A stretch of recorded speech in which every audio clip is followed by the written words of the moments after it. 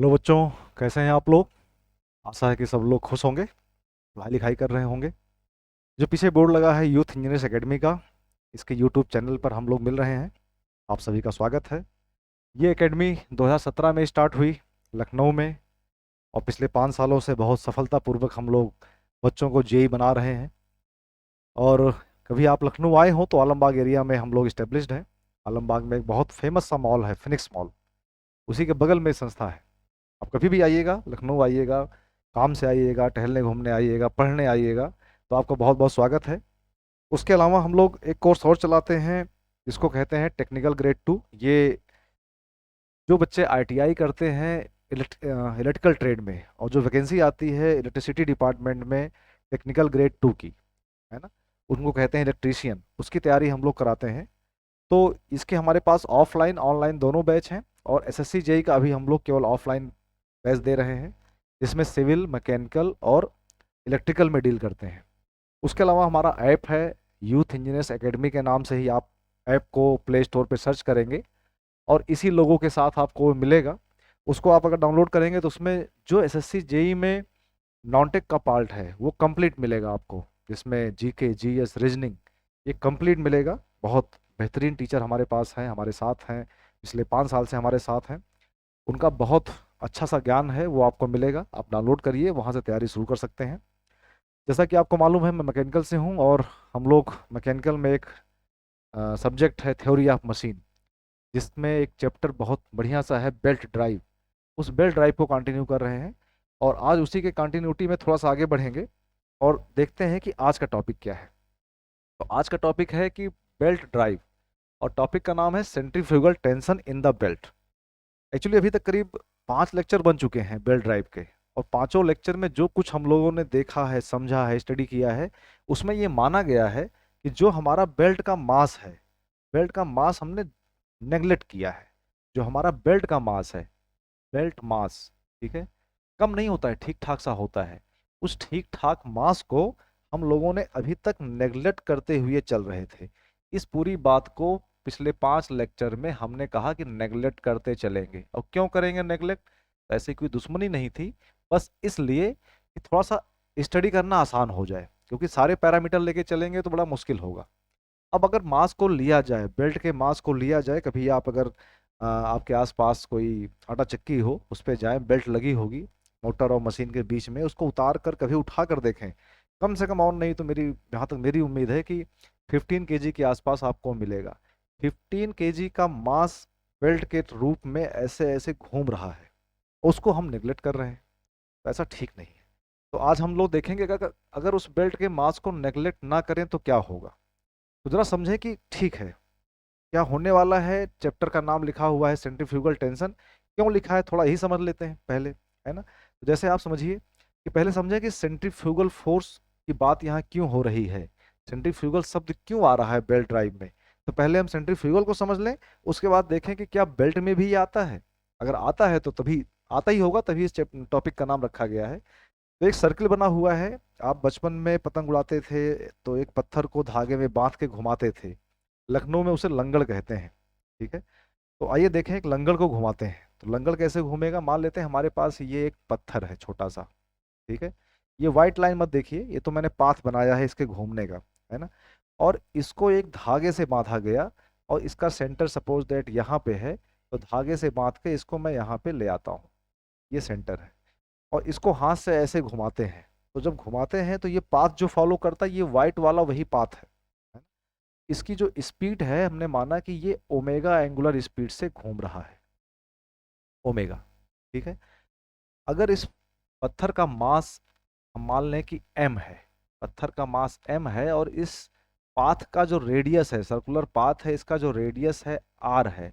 तो बचपन से पढ़ते आ रहे हैं, बहुत बचपन से पढ़ते आ रहे हैं कि जब कोई मास सर्कुलर पाथ पे घूमता है तो उस पर एक बाहर की तरफ फोर्स लगता है, जिसको हम कहते हैं सेंट्रीफ्यूगल फोर्स, अभिकेंद्रीय बल, ठीक है ना। तो इसका मतलब इस पर एक बाहर की तरफ फोर्स लगता हुआ हमें दिखाई पड़ेगा, जो कि सेंटर से बाहर की तरफ होगा, इसी पॉइंट पर बाहर की तरफ होगा, और इसी को हम कहेंगे सेंट्रीफ्यूगल फोर्स। इसको मैं और डिफरेंट कलर से दिखाने की चाह रहा हूँ। तो ये मैंने दिखाया इसको इस कलर से, इसी को कह रहे हैं सेंट्रीफ्यूगल फोर्स, ठीक है ना। This is known as centrifugal force, है ना। इसकी वैल्यू क्या होती है, एम आर ओमेगा स्क्वायर, है ना। एम आर ओमेगा स्क्वायर, जहां एंगुलर वेलोसिटी ओमेगा है, आर रेडियस है, ये इसका मास है। इसी को कह रहे हैं सेंट्रीफ्यूगल फोर्स। सेंट्रीफ्यूगल फोर्स आपने पढ़ा होगा कि ये रियल फोर्स नहीं है, ये एक इमेजिनरी फोर्स है, सूडो फोर्स है, आभासी बल है ना। सेंट्रीपेटल जो अंदर की तरफ लगता है, अपकेंद्रीय, उसे कहते हैं वास्तविक फोर्स। अच्छा, इस धागे में जो टेंशन पैदा हो रहा है, जो धागा हमारा तन जाता है, क्यों तन जाता है, क्योंकि बाहर की तरफ ये घसीटता है। तो ये सेंट्रीफ्यूगल फोर्स आता है, ये फोर्स ठीक ठाक होता है ना। इसी को कह रहे हैं सेंट्रीफ्यूगल फोर्स। तो अगला स्टेप क्या होगा कि हमें ये देखना पड़ेगा, क्या ऐसा कोई फोर्स बेल्ट में भी आता है। तो अगर बेल्ट में आता है फोर्स, तो उसका इफेक्ट क्या है वो देखना पड़ेगा, ठीक है ना। यहाँ तो हमने खाली समझाने की कोशिश किया कि सेंट्रीफ्यूगल फोर्स ये होता है, बाहर की तरफ लगेगा। कब लगेगा, जब भी कोई बॉडी, मास उसका कुछ ना कुछ होगा ही, वो सर्कुलर पाथ पे अगर घूमेगी तब ये लगेगा, ठीक है ना। और उसका कुछ इम्पैक्ट पड़ेगा, तो इम्पैक्ट देखेंगे अभी। अब देखते हैं बेल्ट बेल्ट में ये कहाँ आता है, बेल्ट में इसकी चर्चा क्यों की जाती है। तो आइए जरा पहले एक बेल्ट ड्राइव बनाने की कोशिश करें जल्दी से, ठीक है। सपोज दैट ये एक पुली है और एक पुली ये है, ठीक है। इस पर मैं ओपन बेल्ट ड्राइव से जल्दी से एक बेल्ट लगा देता हूँ। सपोज दैट मैंने एक येलो कलर की बेल्ट लगा दी और ये बेल्ट इस पे लगा दिया गया, ठीक। बहुत कई बार ये बना चुके हैं डायग्राम, ठीक है। पिछले जितने लेक्चर हुए हैं इसी पे काम कर रहे हैं, ठीक है। इसकी एक एक्सिस ही बना दिया जाए तो ज़्यादा ठीक लगेगा। एक्सिस, ये एक्स एक्सिस हो गई, और इस पुली पर ये वाई एक्सिस, और इस पुली पर ये वाई एक्सिस, ठीक है। थोड़ा तिरछा उर्छा होगा तो कोई परेशानी की बात नहीं है, ठीक है। देख लेते हैं इसको, चलिए, ठीक। आइए, ये बन गया है। अब जरा एक मजे की बात देखिए क्या हो रहा है। क्या हो रहा है कि आपने पहले ही पढ़ चुके हैं पिछले लेक्चर में कि अगर ये बड़ी पुली है तो इस पे कांटेक्ट यहाँ पे स्टार्ट होगा, और इस बेल्ट जाके यहाँ पे कांटेक्ट करेगा, ठीक है। वो दिख नहीं रहा है, डायग्राम सही नहीं बना है, लेकिन आप कहेंगे कि बेल्ट यहाँ से, दोनों बेल्ट और पुली अलग हो जाएंगे और फिर जाके कांटेक्ट छोटी पुली पे यहाँ स्टार्ट होगा। ऐसे यहाँ पे अलग यहाँ से हो जाएंगे ये, और स्टार्ट कहाँ पे होगा, यहाँ पे होगा, ठीक है ना। तो एक लाइन फिर और खींच दिया जाए, ज़्यादा ठीक रहेगा, है ना। आइए देखें कौन सी लाइन, यहाँ से एक लाइन ये खींची गई और एक लाइन ये खींची गई। ऐसे ही यहाँ से एक लाइन ये खींची गई और एक ये खींची गई, ठीक है। अब यहाँ से बात शुरू करते हैं कि सेंट्रीफ्यूगल फोर्स कहाँ आ रहा है, ये समझने की जरूरत है, ठीक है। देखिए जरा ध्यान से, बेल्ट में, बेल्ट का एक पार्ट ले लें, नन्हा सा टुकड़ा ले लें, है ना। इसी बेल्ट में एक टुकड़े पे निशान लगा लें। मान लीजिए मैंने बेल्ट पे ये निशान लगा दिया, जो बात करने जा रहे हैं इसी इतने बेल्ट की करने की जा रहे हैं, ठीक है। अगर ये पुली ऐसे घूमती है तो जाहिर सी बात है ये पुली ऐसे घूमेगी, दोनों क्लॉकवाइज घूमेंगी। और बेल्ट की बात करें तो बेल्ट में इधर इस तरफ मोशन होगा और इधर इस तरफ मोशन होगा, ठीक है। अब ये छोटा सा टुकड़ा है जिसका मास कुछ मान लेते हैं कुछ हल्का सा छोटा सा मास मान लेते हैं कि ये एम है ना।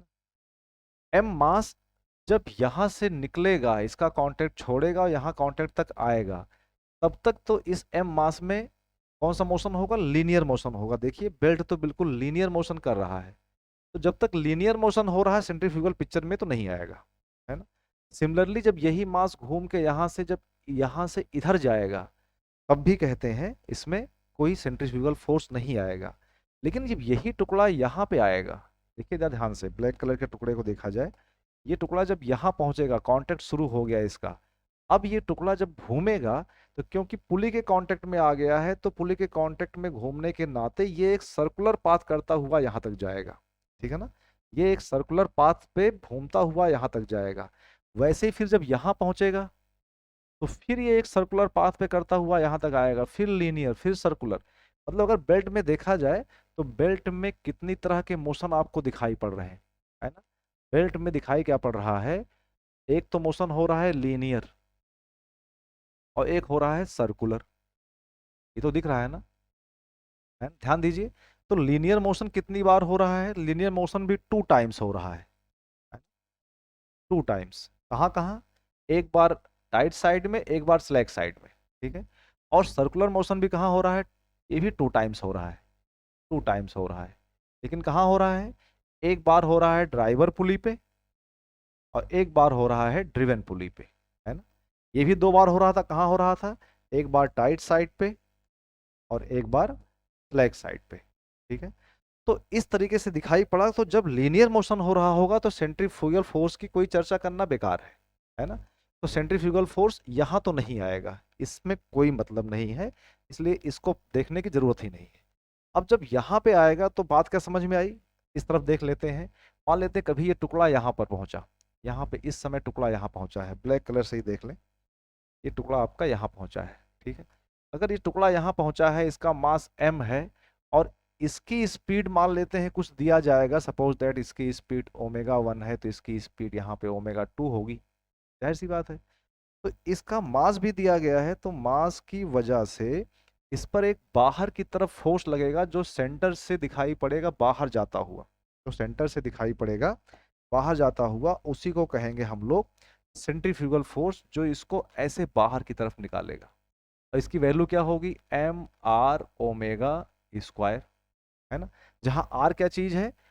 अगर इसका रेडियस हम R1 लेते हैं तो इसका रेडियस क्या होगा? R2 होगा, है ना। और ये R1 ओमेगा स्क्वायर हो जाएगा, ठीक है ना। तो इस तरीके से आपने देखा कि इस टुकड़े पर, और ये तब तक काम करेगा जब तक ये इसके कांटेक्ट में बना हुआ है। ऐसे ही हम अगर इस पूरे बेल्ट को इनफाइनाइट टुकड़ों में तोड़ लें, छोटे छोटे टुकड़ों में ऐसे ऐसे ऐसे बांट लें, ठीक है, ब्लैक कलर से दिखा जाए, तो जैसे ये एक टुकड़े की स्टडी किया, वैसे ही हम मान लें कि हमारी बेल्ट ऐसे ही इनफाइनाइट एलिमेंट्री स्ट्रिप्स से मिलकर बनी हुई है। तो क्या दिखाई पड़ेगा? इधर भी फोर्स लग रहा है, फिर इधर भी फोर्स लग रहा है, फिर इधर भी लग रहा है, ऐसे ऐसे जब तक बेल्ट इसके कांटेक्ट में है तब तक ये फोर्स आता रहेगा। और जैसे ही बेल्ट इसने इसका कांटेक्ट छोड़ा, तुरंत वो फोर्स गायब हो गया। सिमिलरली जैसे इधर आएगा, तो जब तक बेल्ट इसके कांटेक्ट में है तब तक इस पर एक बाहर की तरफ फोर्स आता रहेगा, हर टुकड़े पे आएगा इस टाइप से, ठीक है, हर टुकड़े पे आएगा, ठीक है, जब तक इस पे है। और उसके बाद जैसे ही यहाँ पहुंचेगा, खत्म हो जाएगा।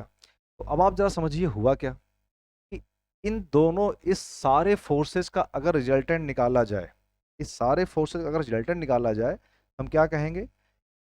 देखिए जरा, क्योंकि हमने कुछ ऐसा व्यवस्था बनाई है कि आधा तो ऊपर है, आधा नीचे है, आधा ऊपर है, आधा नीचे है।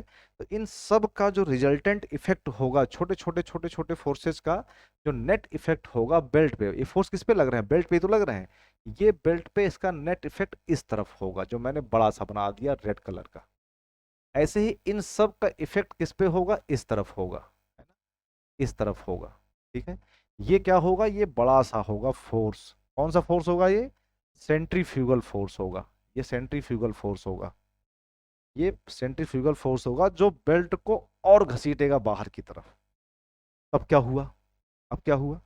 अब हुआ ये भाई कि पहले बेल्ट में टेंशन कितनी थी?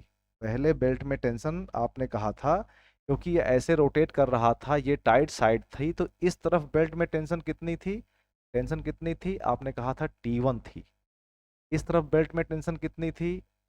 आपने कहा था T2 थी। ये तो था ना, tension in tight side and tension in slack side, ये टेंशन थी। लेकिन अब क्या हुआ? बेल्ट घूम रही थी, जब मास नहीं लिया था तब टेंशन कितनी थी? T1 T2 थी। मास लेने के बाद बेल्ट पे एक खिंचाव बाहर की तरफ और आ गया। यही पेन लीजिए, इसमें टेंशन मान लेते हैं T1 है। अब T1 तो पहले से ही है, अब इसको मैंने और घसीट दिया इस तरीके से, तो T1 की वैल्यू घटेगी या बढ़ेगी? तो T1 की वैल्यू आप क्या कहेंगे? T1 की वैल्यू और इम्प्रूव कर जाएगी, और T1 में थोड़ा सा फोर्स, टेंशन और बढ़ जाएगी। वैसे ये भी क्या होगा? इसकी भी टेंशन थोड़ी सी बढ़ जाएगी। इट मीन्स जो पहले T1 T2 थे, अब थोड़ा सा बढ़ा हुआ महसूस करेंगे, है ना। तो जो बढ़ा हुआ महसूस करेंगे, दोनों साइड सेम बढ़ेगा, तो हम उसी टेंशन को, जो सेम थोड़ी सी टेंशन बढ़ जा रही है, उसी को हम लोग कह रहे हैं सेंट्रीफ्यूगल टेंशन। क्या कह रहे हैं? Centrifugal tension. और उसको लिखते हैं हम लोग TC से। तो क्या करें? इसी में थोड़ा सा ऐड कर दें, हमने इसमें थोड़ा सा ऐड कर दिया TC, तो T1 हो गया T1 प्लस TC, और T2 हो गया T2 प्लस TC, ये दोनों साइड सेम ही तो बढ़ेगा, है ना। दोनों तरफ से ऐसे घसीटेंगे तो ये तो नहीं पॉसिबल है कि इधर टेंशन कम पर इधर ज्यादा बढ़े। जो भी चेंजेज आएगा दोनों साइड बेल्ट के में सेम आएगा, क्योंकि ये जो टेंशन बढ़ा है ये टेंशन फ्रिक्स सॉरी ये सेंट्रीफ्यूगल फोर्स की वजह से आया है। ये जो डेवलप हुआ है ये क्यों डेवलप हुआ है? Due to due to centrifugal force, centrifugal force, ठीक है, फोर्स, क्योंकि इसकी वजह से डेवलप हुआ है, इसलिए इस टेंशन को हम लोग क्या कहते हैं? Centrifugal tension. तो TC is known as, TC को ही हम लोग क्या कहते हैं? सेंट्रीफ्यूगल टेंशन, सेंट्रीफ्यूगल टेंशन, है ना। ये टीसी जो आ रहा है ये सेंट्रीफ्यूगल टेंशन है। बात समझ में आ गई कि सेंट्रीफ्यूगल टेंशन पिक्चर में क्यों आया? क्योंकि दोनों तरफ फ्रिक्शन फोर्स ज्यादा लगा। अब हमारा अगला उद्देश्य क्या होगा, अगला स्टेप क्या होगा कि ये टीसी है इसकी वैल्यू क्या है? ये जो हमने टीसी निकाला है इस टीसी की वैल्यू क्या है, कैसे कितना होगा ये जानना है। तो आइए नेक्स्ट स्लाइड पे देखते हैं टीसी की वैल्यू क्या होगी। ठीक है, चलिए। तो हमें दोनों पुली बनाने की जरूरत नहीं है, किसी एक पुली पे देखेंगे और एक पुली के हिसाब से इसको प्रूफ करेंगे टीसी की वैल्यू क्या होगी। सपोज दैट हमने एक पुली बनाई, ठीक है, कुछ पुली ऐसे है, वाइट कलर से बनाते हैं इसको, ये पुली है, सॉरी ये एक पुली है, ठीक है, और इस पर एक्सिस बनाना जरूरी है क्योंकि बिना एक्सिस के तो ज्योमेट्री नहीं बन पाएगी। तो भाई एक्सिस बना लेते हैं, ये हमारी हॉरिजॉन्टल एक्सिस और ये हुई वर्टिकल एक्सिस, ये हुई वर्टिकल एक्सिस, सीधी तो लग रही है, ठीक है, ये है। अच्छा, इस पर कोई बेल्ट चल रही है, ठीक, बेल्ट कौन सी चल रही है किसी को देख लेते हैं, छोटी हो या बड़ी हो, ज़्यादातर हम लोग छोटी की ही बात करते हैं ना, छोटे वाले बेल्ट की क्यों बात करते हैं, बात हुई थी तो हमने छोटे वाले बेल्ट को ही बना के देख लिया कि मान लेते हैं कि इसका कांटेक्ट यहाँ से शुरू होता है ना, इसका कांटेक्ट यहाँ से शुरू होता है, ये हमारी बेल्ट है, ये स्मॉलर पुली वाली बेल्ट है, यहाँ कांटेक्ट शुरू होता है ऐसे करके और इधर आके ऐसे ये निकल गया, है ना। इस तरफ टेंशन देखा गया था तो T1 थी, इस तरफ टेंशन क्या था? T2 थी, जब तक सेंट्रीफ्यूगल फोर्स पिक्चर में नहीं आया था, है ना। अच्छा, लैप एंगल क्या है? एंगल ऑफ कांटेक्ट की बात करें तो वो क्या है? कांटेक्ट यहाँ पे शुरू हुआ और यहाँ पे मान लेते हैं खत्म हो गया, तो इसी लाइन को हम लोग बोल रहे हैं एंगल ऑफ कांटेक्ट, देखेंगे इसमें, ठीक है, एंगल ऑफ कांटेक्ट। इस एक लाइन यहाँ से ड्रॉप कर दें ये, और एक लाइन ड्रॉप कर दे यहाँ से ऐसे, ठीक है, ये लाइन ड्रॉप कर दिया, ठीक, तो ये हमारा एंगल ऑफ कांटेक्ट हो गया। बट ये थोड़ा सा सीधा कर लें इसको, ठीक है, ये हो गया। एंगल ऑफ कांटेक्ट कहाँ बनेगा?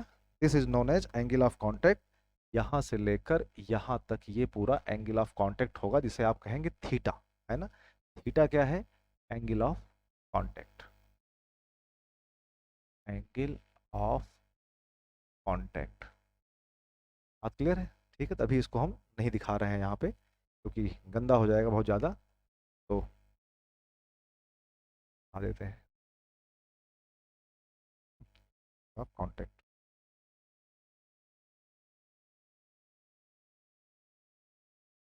चलिए, ठीक है, तो अब हमारे पास इतना एरिया, इतना आर्क इस बेल्ट के कांटेक्ट में, पुली के कांटेक्ट में है, इसी बेल्ट में से एक छोटा सा टुकड़ा लेते हैं अपने लिए, ठीक है, उस टुकड़े को क्या करेंगे? नन्हा सा टुकड़ा लेंगे, एलिमेंट्री स्ट्रिप लेंगे, एलिमेंट्री स्ट्रिप ले लेते हैं भाई। आइए, हमने माना कि हमने बेल्ट का एक छोटा सा टुकड़ा लिया, और वो जो छोटा सा टुकड़ा लिया है वो ये है, आधा इसके ऊपर लिया है आधा इसके नीचे लिया है, तो ये टुकड़ा हमने लिया, ठीक है, ये कितना एंगल बना रहा है इसके ऊपर? तो छोटा सा टुकड़ा है तो ये जो लाइन जा रही है ये इतना एंगल बना रहा है, और ये एंगल कितना है? इसको हम मान लेते हैं कि ये एंगल है डी थीटा। तो डी थीटा होने का मतलब क्या हुआ कि आधा ऊपर आधा नीचे, तो D theta by to, D theta by to होगा। टोटल एंगल कितना है? D theta. और इस पॉइंट का नाम क्या है? मान लेते हैं पी और क्यू, पी क्यू। अभी हम खाली जानना ही चाह रहे हैं कि ये जो पी क्यू है ये कितना टेंशन जनरेट कर रहा है, ठीक है ना। पी क्यू की वजह से जो टेंशन जनरेट होगा उसी को हम देखना चाह रहे हैं, ठीक है। तो हमने माना कि ये जो पी क्यू है इस पर जो सेंट्रीफ्यूगल फोर्स बाहर की तरफ लगेगा उससे थोड़ा सा टेंशन जनरेट होगा टी सी, ठीक है ना। बेल्ट का मास का बात करें कि मास of belt, mass of belt ये कैसे लिखा जाएगा, तो मास ऑफ बेल्ट को हम मार रहे हैं एम, और इसका यूनिट क्या होगा, किलोग्राम पर मीटर, मतलब mass of unit belt, unit length of belt, एकांक लंबाई के बेल्ट का मास एक एम है, मतलब 1 मीटर बेल्ट अगर ले लिया जाए उसको तौला जाए तो वो एम केजी का निकलेगा, ठीक है ना। तो इसी के बेसिस पे बेल्ट के मास को हम लेके आगे बढ़ रहे हैं, ठीक है। ये हमारा बेल्ट का मास हो गया। तो अगर मैं ये जानना चाहूँ कि what is the mass of P Q, mass of P Q, P Q length of belt, ये कितना होगा, हम मान लेते हैं इसका मास हो गया डी एम, इसका मास कितना हो गया डी एम, है ना। कुछ भी ले लेते हैं, डीएम ले लें या स्मॉल मास डीएम ही लेंगे, ठीक है बेल्ट। तो पहले तो हमें इसकी लेंथ पता हो, पी क्यू लेंथ कितना होगा, तो पी क्यू के लेंथ के देखिए हमें एक फॉर्मूला मालूम है कि angle is equal to arc upon radius, radius. तो आर्क कितना है पी क्यू, इसके हिसाब से लिख सकते हैं पी क्यू कितना हो जाएगा, P Q is equal to angle कितना है डी थीटा, और कितना इसका रेडियस ले लिया जाए, इसका मान लेते हैं इसका रेडियस आर है, तो ये हो जाएगा आर इंटू डी थीटा। मतलब ये जो बेल्ट है पी क्यू है इसकी लंबाई कितनी है आर डी थीटा। 1 मीटर का वेट, 1 मीटर का मास कितना होता है एम, तो आर डी थीटा का मास कितना होगा, मल्टीप्लाई कर देंगे, तो इस पूरे बेल्ट का mass P Q length, P Q का मास कितना हो जाएगा, है ना, आर डी थीटा। तो बेल्ट का मास, बेल्ट की लेंथ हो गई, पी क्यू लेंथ हो गई, इनटू इसको हमने मास से मल्टीप्लाई कर दिया, तो आपको जो आर्क है उसकी जो है लंबाई, आपको इसका मास आपको मिल गया, ये आपको mass of the P Q मिल गया। कोई समस्या किसी को। अब ये जो मास है इस टुकड़े का, कहाँ चला गया भाई, है ना, ये जो मास है ये एंगुलर मोशन कर रहा है ना, इसी का तो मोशन एंगुलर मोशन है, ओमेगा से कर रहा है, ओमेगा से एंगुलर मोशन कर रहा है। तो इस पर बाहर की तरफ एक फोर्स लगेगा जिसको आप कहेंगे सेंट्रीफ्यूगल फोर्स, सेंट्रीफ्यूगल फोर्स को मान लेते हैं, हम लिख देते हैं एफ सी, और एफ सी की वैल्यू क्या होगी, क्या फॉर्मूला होता है एफ सी का, एम आर ओमेगा स्क्वायर, है ना, एम आर ओमेगा स्क्वायर। तो therefore centrifugal force, centrifugal force on belt, ये कितना हो जाएगा, इसको आप एफ सी कह रहे हैं, फॉर्मूला क्या होता है एम आर ओमेगा स्क्वायर। अभी मैं यहाँ फॉर्मूला लिख रहा हूँ, capital M capital R omega square. तो एम के बदले क्या हो जाएगा, छोटा सा मास, है ना, डीएम, डीएम हो गया एम के प्लेस पे, है ना। आर के प्लेस पे क्या हो गया, आर तो वही है स्मॉल आर, और ओमेगा जो इसकी एंगुलर स्पीड है ये ओमेगा हो गया। अगर आर को रिप्लेस कर दिया, डीएम को रिप्लेस कर दिया जाए तो डीएम क्या हो जाएगा, आर डी थीटा एम, यहाँ लिखेंगे R D theta into M into R into omega, है ना, सॉरी ओमेगा स्क्वायर, ठीक है। ये क्या हो जाएगा हमारे पास एफ सी, सेंट्रीफ्यूगल फोर्स।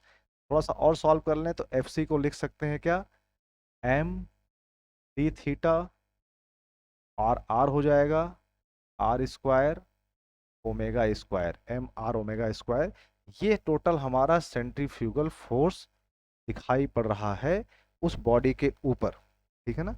इसके ऊपर पी क्यू लेंथ का जो बेल्ट है इसकी वजह से जो सेंट्रीफ्यूगल फोर्स डेवलप हुआ, जो सेंट्रीफ्यूगल फोर्स डेवलप हुआ वो एम आर ओमेगा स्क्वायर है। अच्छा, इसकी वजह से टेंशन कितनी डेवलप होगी बेल्ट में, ये देखा जाए जरा कि बेल्ट में टेंशन कितनी डेवलप हो रही है।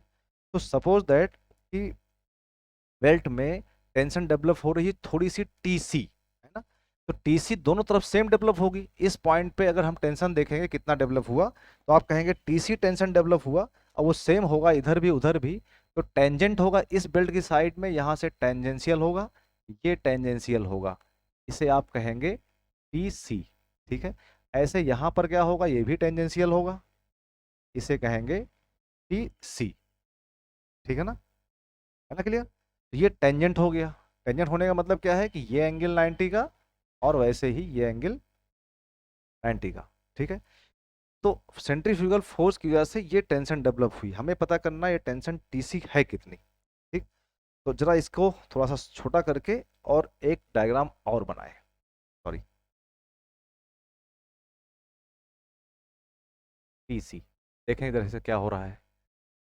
तो अब आपको क्या दिख रहा है यहाँ पर कि इस पीक्यू लेंथ पर, इस पीक्यू टुकड़े पर जो फोर्सेस दिखाई पड़ रहे हैं उसको हमें बैलेंस करना है। कैसे दिखाई पड़ रहा है, पहले फिर से बना लें हम लोग छोटा सा सर्किल, छोटी सी पुली बना लें, उसी पुली पे देखा जाए तो अभी क्या दिख रहा है।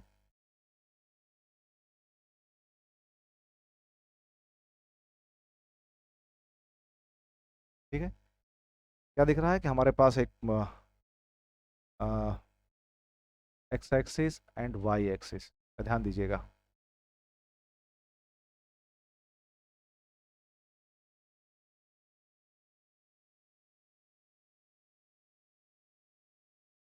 ये हुआ। ठीक है, आइए केवल पी क्यू यहाँ पे ड्रॉ करते हैं, जो पी क्यू लेंथ की बेल्ट है। तो आपके पास इसको वाइट कलर से ले लेते हैं, ये हमारे पास पी क्यू है, ये इतना पी क्यू है। ठीक है, और इस पी क्यू लेंथ पर बाहर की तरफ एक फोर्स लग रहा है, जिसको आप कह रहे हैं कितना, ये फोर्स लग रहा है एफ सी, और एफ सी की वैल्यू आप निकाल चुके हैं, ये वैल्यू। ठीक है, दूसरा इस तरफ टेंशन कितनी लग रही है, तो आपने कहा कि यहाँ से पहले इसका जो नॉर्मल लाइन खींच लें, तो नॉर्मल लाइन यहाँ से, ये लाइन नॉर्मल है, यहाँ से ये लाइन नॉर्मल है, इस पे टेंजेंट लग रहा है। टेंजेंट क्या लग रहा है देखिए जरा, इस पॉइंट पे टेंजेंशियल फोर्स लग रहा है इधर, इसको कह रहे हैं टीसी, और इसको कह रहे हैं यहाँ से टेंजेंशियल, यहाँ से टेंजेंशियल थोड़ा सा गड़बड़ हो गया, यहाँ से टेंजेंशियल, इसको कह रहे हैं टीसी। मैंने इसको इसलिए बनाया कि यहाँ बहुत कॉम्प्लेक्स हो गया था, यहाँ समझना आसान है। तो कुल मिला के जो आपका ये पी क्यू लेंथ का बेल्ट था वाइट कलर वाला, इस पर केवल 3 फोर्सेस दिखाई पड़ रहे हैं, केवल 3 फोर्सेस। ठीक है, कौन से फोर्स, एक एफ सी और दोनों तरफ टी सी। ठीक है, हमें क्योंकि इसी को इक्वेट करना है, एंगल देखा जाए तो एंगल क्या मिला आपको, एंगल मिला, ये एंगल कितना है, डी थीटा बाई 2 है। ठीक है, अगर हम इस टीसी को देखना चाहें कि टीसी वर्टिकल से कितना इंक्लाइंड है, तो वर्टिकल से कितना इंक्लाइंड देखने के लिए हमें क्या करना पड़ेगा, एक यहाँ पे वर्टिकल और हॉरिजॉन्टल लाइन खींच देते हैं, कहाँ पे, इस पॉइंट पे। ठीक है, देखिए जरा, ये मैंने एक लाइन खींचा, इसको वाइट से खींचे तब ज़्यादा सही लगेगा, है ना, वाइट से। ठीक है, वर्टिकल लाइन खींचते हैं वाइट से। ठीक, देखिए जरा, ये हॉरिजॉन्टल लाइन एक्स एक्सिस और यहाँ पर ये वर्टिकल लाइन वाई एक्सिस। ठीक है, अब हमें जानना यह है कि क्योंकि टीसी को रिजॉल्व करना है तो ये एंगल कितना है। तो देखिए जरा कितना एंगल होगा, ये कहीं से देख सकते हैं आप, ज्योमेट्री लगाइए कैसे भी निकालेंगे इसको। तो ये कैसे होगा, ये डी थीटा बाई 2 एंगल है, ये 90 है, ये 90 माइनस डी थीटा बाई 2 होगा, अपोजिट एंगल होंगे 90 माइनस डी थीटा बाई 2 होगा, ये टोटल 90 है, 90 में से माइनस करेंगे, ये कितना निकल के आएगा, डी थीटा बाई। सिमिलरली अगर इसको देखा जाए तो ये एंगल भी आपको निकल के आएगा डी थीटा बाई 2, है ना। इसको आप आराम से थोड़ा सा बड़ा करके जूम करके देख लेंगे, समझ में आ जाएगा। ये एंगल कितना, डी थीटा बाई 2, ये ट्रायंगल दिख रहा है, ये ट्रायंगल 90 का है, राइट एंगल ट्रायंगल है, तो ये 90 minus D theta by 2, opposite angle 90 minus D theta by 2, total angle 90 का, उसमें से 90 में से माइनस करेंगे तो डी थीटा बाई 2। अब अगर इसको हम लोग रिजॉल्व करने की बात करें, इस फोर्स को रिजॉल्व करें, तो इस फोर्स के 2 कंपोनेंट होंगे, एक कंपोनेंट इधर जाएगा, एक कंपोनेंट इधर जाएगा। जी, इधर कितना जाएगा, तो आप कहेंगे T C cos D theta by 2, और इधर जो जाएगा इसे कहेंगे T C sine D theta by 2। ठीक है, अब इस फोर्स का कोई काम नहीं रह गया, क्योंकि इसको तो हमने रिजॉल्व कर लिया, हटा दिया इसको। ठीक है, फिर देखा जाए और कौन सा इसको रिजॉल्व किया जाएगा, तो इसका एक कंपोनेंट इस साइड जाएगा, जिसको आप कहेंगे T C sine D theta by two, और एक कंपोनेंट इधर जाएगा जिसको कहेंगे T C cos D theta by two. इतनी बात समझ में आ गई? आइए थोड़ा इसको और साइड कर लें तब और समझ में आएगा। ठीक है, यहाँ रखिए इसको। अब क्या करना है, दिखाई क्या पड़ेगा, इस फोर्स का भी काम हो गया खत्म, इसका काम खत्म हो गया, इसका काम खत्म हो गया, इसका काम खत्म हो गया। ठीक है, अब हमें करना क्या है कि सिग्मा एफ एक्स और सिग्मा एफ वाई देखा जाए।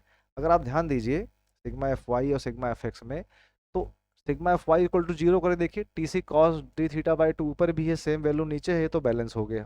Sigma F X equal to अगर जीरो करें, अगर हम लोग sigma F X equal to zero करें तो क्या दिखाई पड़ेगा कि sigma F X is equal to zero, तो हमें क्या मिलेगा, F C is equal to twice T C into sine D theta by two, ये मिलेगा। तो एक बार एफ सी हम भी पहले निकाल चुके हैं।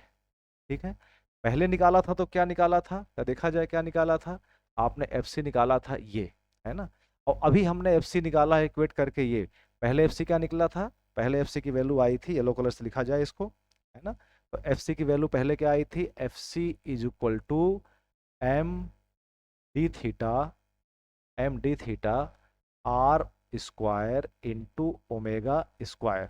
ठीक है, दो तरीके से हमने एफ सी को निकाला है, क्योंकि दोनों ही एफ सी हैं, दोनों को इक्वेट कर सकते हैं, तो अब इसको कर लेते हैं इक्वेट। ठीक है, डियर फोर, हम इन दोनों को सेम लिख सकते हैं, तो अब लिखा जाए, सेम लिखा जाए, तो लिख सकते हैं हम लोग कि twice T C into sine D theta by two is equal to M D theta into R square into omega square. ठीक है, आइए थोड़ा सा और काम करें, क्योंकि साइन थीटा बहुत छोटा सा एंगल है, साइन थीटा हमारा बहुत छोटा एंगल है, तो हमने एक ट्रिग्नोमेट्री में प्रॉपर्टी पढ़ी है, क्या पढ़ी है ना, कि अगर थीटा बहुत छोटा एंगल है, if theta is very small, very small, तो हम लिख सकते हैं sine theta is equal to theta. तो क्योंकि डी थीटा बहुत छोटा एंगल है, उसको हाफ कर दिया और छोटा हो गया, तो साइन डी थीटा बाई को हम लोग डी थीटा बाई टू लिख सकते हैं। तो यहाँ से क्या दिखाई पड़ेगा, ये दोबारा से रिवाइज होके क्या मिल जाएगा हमको, ये मिलेगा twice into T C, sine हट जाएगा, D theta by two is equal to M D theta R square into omega square. देखिए इसमें से कैंसिल आउट बहुत कुछ हो रहा है, एक तो टू से टू कैंसिल आउट हो गया, ठीक है, और कि देखिए क्या कैंसिल आउट हो रहा है ना, डी थीटा से डी थीटा कैंसिल आउट हो गया, तो और क्या हो गया कैंसिल आउट, टी अभी बचा क्या, एम आर, एक आर कहीं, M R omega square, M R omega square, है ना, ठीक है, सही चल रहा है ना। तो अभी क्या बच रहा हमारे पास यहाँ पे, T C, T C equal to क्या बचा, यहाँ सब कैंसिल आउट हो गया, M R square omega square. तो एक तो ओमेगा के फॉर्म में अगर रखना चाहें फॉर्मूले को तो यहीं रख सकते हैं, लेकिन हमें एक फॉर्मूला और मालूम है, लीनियर वेलोसिटी के टर्म में देखा जाए, क्योंकि बेल्ट में लीनियर वेलोसिटी होती है, तो v इज इक्वल टू होता है R into omega, V equal to होता है आर इंटू ओमेगा। इसका मतलब ओमेगा इक्वल टू क्या हो जाएगा, वी बाई आर। तो अगर हम इसको चेंज कर दें, टी सी इक्वल टू लिख दें एम आर स्क्वायर, ओमेगा को लिख दें वी बाई आर, तो ये हो जाएगा V square upon R square. ठीक है, तो यहाँ से क्या दिखाई पड़ेगा आपको कि आर भी कट जाएगा, आर भी कैंसिल आउट हो जाएगा, फाइनली हमारे पास क्या बचेगा, क्या बचेगा भाई, T C is equal to M B square. ये फाइनल हमारे पास एक फॉर्मूला निकलेगा कि बेल्ट की वजह से, बेल्ट की वजह से हमें, सॉरी सेंट्रीफ्यूगल फोर्स की वजह से हमें बेल्ट में एक एक्स्ट्रा टेंशन महसूस होगी, है ना, एक बेल्ट में एक्स्ट्रा टेंशन महसूस होगी, जिसकी वैल्यू क्या होगी, T C equal to M V square. जहाँ फिर से एक बात ध्यान रखने वाली है, क्या ध्यान रखने वाली है, देखिए ध्यान से कि एम क्या है, लिख लिया जाए एक बार फिर से, where, where M is equal to mass of belt. Important चीज ये नहीं है, इंपॉर्टेंट चीज तो इसकी यूनिट है, किसमें है, किलोग्राम पर मीटर। एकांक लेंथ का, 1 मीटर लेंथ का मास 1 किलोग्राम है। और दूसरी बात क्या है इंपॉर्टेंट, कि जहां v क्या है, ये है linear velocity of belt, linear velocity of belt. और इसकी यूनिट क्या होगी, इसकी यूनिट होगी मीटर पर सेकेंड। ठीक है, तो हम लोगों ने ये फॉर्मूला इतना भैया प्रूव कर लिया, इसको याद रखिएगा, न्यूमेरिकल में बहुत काम आएगा। अगर न्यूमेरिकल करते समय बेल्ट के मास का जिक्र कर लिया, अगर बेल्ट के मटेरियल की डेंसिटी भी दे दिया, डेंसिटी देने का मतलब क्या है कि हमें मास मिल गया ना, क्यों, क्योंकि डेंसिटी इक्वल टू क्या होता है, मास वाई वॉल्यूम, मास वाई वॉल्यूम। तो अगर क्वेश्चन में इसकी भी जिक्र कर दिया गया कि डेंसिटी इतनी दी गई है, तो आपको मास कंसीडर करना पड़ेगा, है ना, क्योंकि वॉल्यूम निकालने का जुगाड़ भी वहां पे दिया होगा। ठीक है, तो चलिए, ये लेक्चर थोड़ा सा लेंदी तो हुआ, लेकिन एक ठीक ठाक अच्छी चीज निकल के सामने आई है। तो अब आगे चलेंगे, नेक्स्ट लेक्चर में देखेंगे कि और क्या चीज़ें बची हुई हैं। अभी बहुत कुछ बचा हुआ है, स्लिप बचा हुआ है कि बेल्ट में स्लिप होती है तो उसका क्या इम्पैक्ट पड़ता है। और भी कुछ न्यूमेरिकल सॉल्व करेंगे जो एसएससी जेई के हैं, पेपर 2 के हैं, पेपर 1 के हैं। ठीक है, तो मुझे लगता है आज के लिए बहुत कुछ हो गया। Thank you so much. अगर इस वीडियो को थोड़ा पसंद आया हो तो ज़रूर अपने मित्रों से शेयर करिएगा। अच्छा लगा हो तो अच्छी चीज़ थोड़ी सी ज़्यादा लोगों के पास जानी चाहिए।